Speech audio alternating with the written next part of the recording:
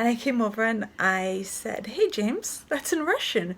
And he turned his head and he looked at me and then looked back down and he goes, "Yes, I know it is." And I was like, okay. And only because of the reading thing the day before, I said, "I hope the sound is okay with this. I think that my GoPro might be dying. It keeps getting stuck and freezing on one frame and just recording the sound and not recording the rest of the video. And the sound has been really off. The sound on this camera, this little Rode, isn't really super great. It sounds echoey to me whenever I use it, which is why I stopped using it after I got it. However, the sound without it apparently has been a lot quieter too, especially in this room, which surprises me because I record in this room because it's tiny and I feel like the sound is better here than anywhere else in the house. And so I'm gonna try to talk louder, even though that's hard for me. And hopefully this is gonna work out and you are gonna be able to hear me today. Because today I have something that I am excited to talk about. Kids are outside, so it should actually be a little bit quieter unless they all come barreling in here, which could happen at any time. Or unless they start hanging over the window that's above my head, also could happen if you suddenly hear banging, that's what it is. I've talked about it a few times and mentioned that James had a autism assessment that was coming up. And that is not quite here yet. The autism assessment is actually going to be in December now, the second week in December, I believe. He did have the first part of it, which is the neuro-psych evaluation that they do here first. So this was a little bit different. With Sadie and Patrick, I guess, they were old enough that I was not in the room. And so when we came to this, I had like my laptop with me, I had my calendar with me. I was ready to sit down and write, and I was thinking I'm gonna have a good 4 hours of writing time here in the waiting room, and I was set to go. I was not planning on being in there with him because that's just how all of the evaluations that we've had there have been. So we get there and I'm like, okay, like ready to say bye to James, and he's like, "Oh no, you can come with us," which was great. I mean, I liked that I could be back there. I was just surprised. And so I went back with James. It got interesting fast. I think because he was nervous at first. They start out and he has this computer in front of him and they start out asking him to identify letters. And he knows all his letters. He knows all his letter sounds. But he mixed up his B's and D's, which he doesn't do at school every day. At school every day, he just flies through them so fast. Then we got to reading. And the first thing that comes up on the screen is the word green. The tester goes, "Can you read this word for me?" James says, "I can't read. I don't know how." The guy goes, "Could you try to sound it out for me?" And James looks at it and he goes, "That says green." And I was like, so at school every day when we do school, there's this whole thing where James can get his school done really quick, and the only thing that makes school take a lot longer, he's in kindergarten, is that he complains about how easy it is, and he says this is baby stuff. He doesn't want to do baby stuff all through school all day. And at school basically right now where he is in kindergarten, they are learning how to identify letters and count to 5. Last year at the end of the year, they had this math program and it basically measured where they were and let them do whatever level math they were at. And I know that he was doing the same math as Patrick. I don't know if I mentioned this in the earlier video, and Patrick always gets like 90 whatever, gets advanced on his math tests. So it's not like Patrick's behind at math. So I knew he was doing like end of first grade math. And his teacher told me that he was way ahead of everybody else when she would get the math results of where they were on the math program for K Club, which was what he was in last year. So I knew he was good at math. On back to reading. The next word comes up, and the second word is red box. And James looks at it and he goes, "I'm sorry, I can't read." And the guy goes, "Well, why don't you try to sound it out?" And James goes, "It says red box." I'm like, and it proceeds this way through the entire reading portion where he reads every single word that comes up. I'm like, because I'm sitting behind him, I'm just kind of like, my mouth opening wider with each word that he reads, like,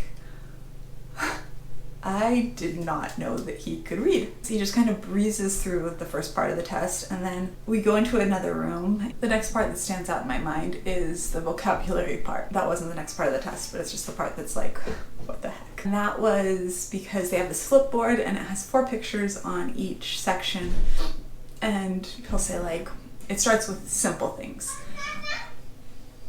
She's found me. Show me the cat, show me the dog. And you know, he points to cat, he points to dog, and then it gets harder and harder, and by the time they flip the book around and are going back on the other side, like 150 pages later, it's like, show me dissect, show me pastry, show me a heart, and it's like actual like intestines, human heart, stuff like that. And James keeps saying, after like 10 minutes of this, James keeps saying, this is so boring. And the guy would say, well, that's because you're getting so far. Once you miss 6, we can stop, but you aren't missing any.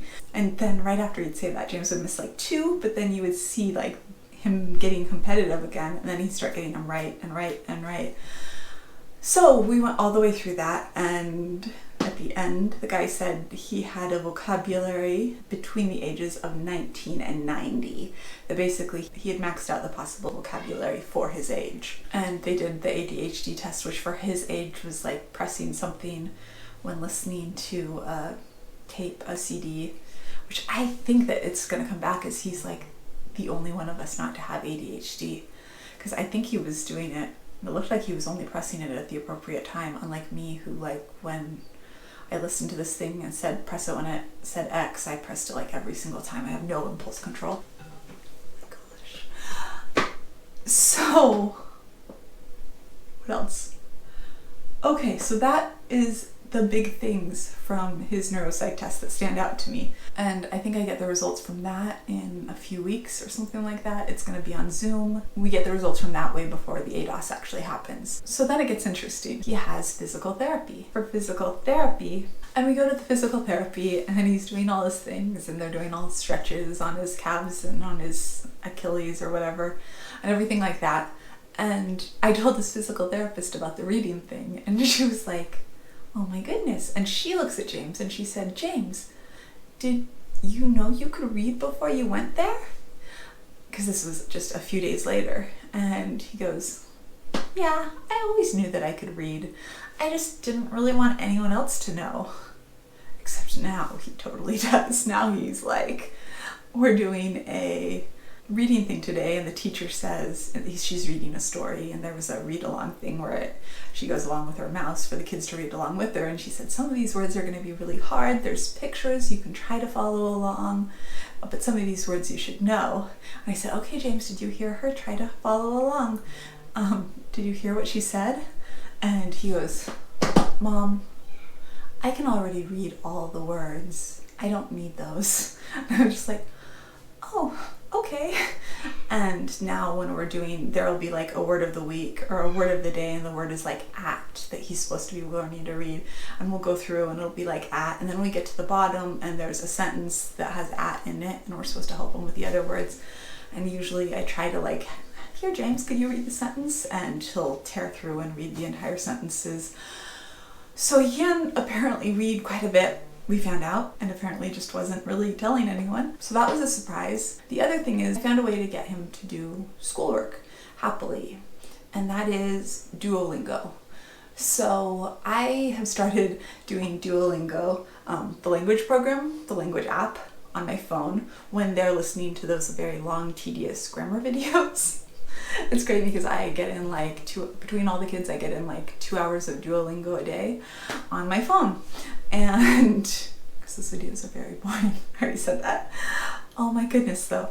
And so whenever they're just doing something that they're focused and working, I'll just sit back with my earphones in and get like a Duolingo lesson in. One day James finished before me and I was finishing up a lesson, and he looked at my phone and asked me how to say something, and I let him hear it, and he repeats it back like perfectly. Like his accent is perfect.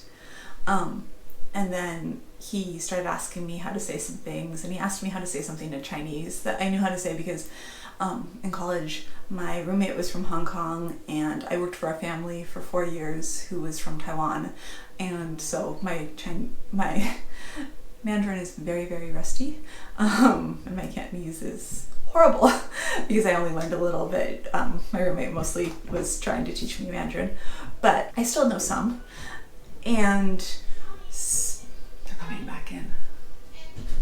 But basically,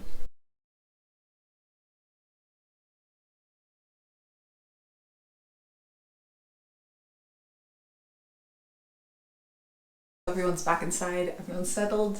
Hopefully I can pick up where I left off, because that took a little bit and I got really distracted. The problem was apparently there are a bunch of brown marmorated stink bugs in the yard.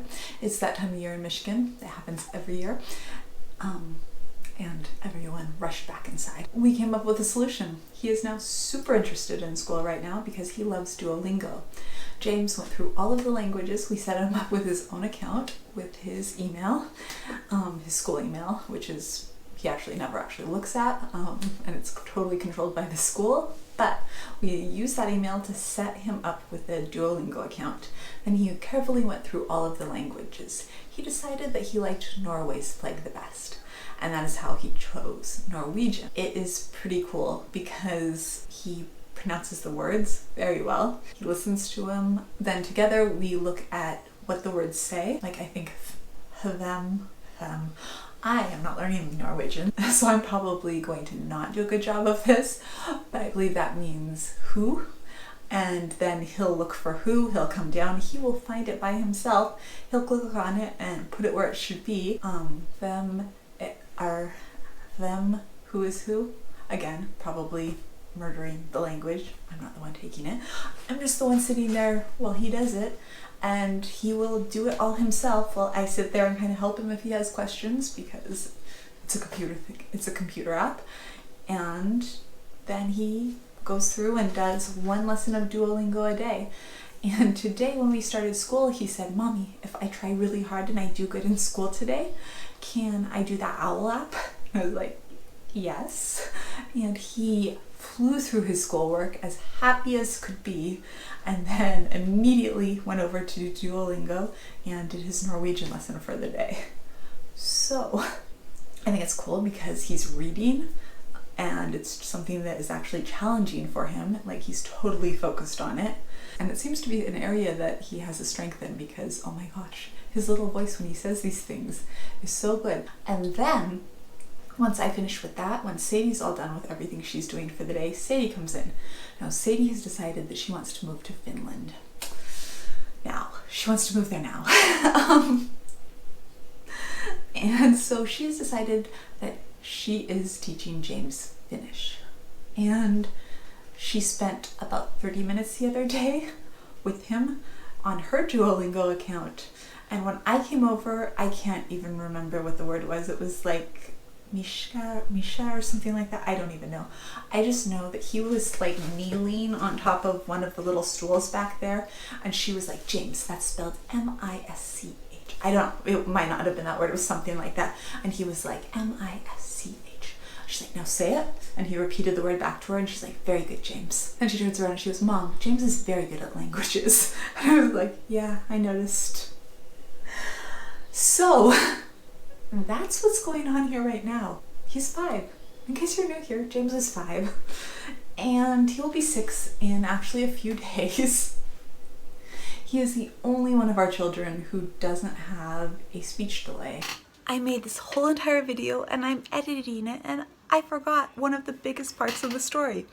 So the other day, before the Duolingo thing happened, but after the reading test, James was sitting with his Kindle and I saw that he was watching a video, and I realized the video that he was watching, which was about Sonic the Hedgehog, was in Russian, and he was watching it very intently. And I came over and I said, "Hey James, that's in Russian." And he turned his head and he looked at me and then looked back down and he goes, "Yes, I know it is." And I was like, okay. And only because of the reading thing the day before, I said, "Can you understand that?" And he stops and looks up and he goes, "Yes." And I was like, no longer knowing what's the truth, because all of a sudden anything seems possible with this child. And I said, all of it? And he goes, about half, Mom. And I was like, okay. I was like, and I paused and said, carry on, which I mean he was going to do anyway, and walked away. And I really have no idea what he knows.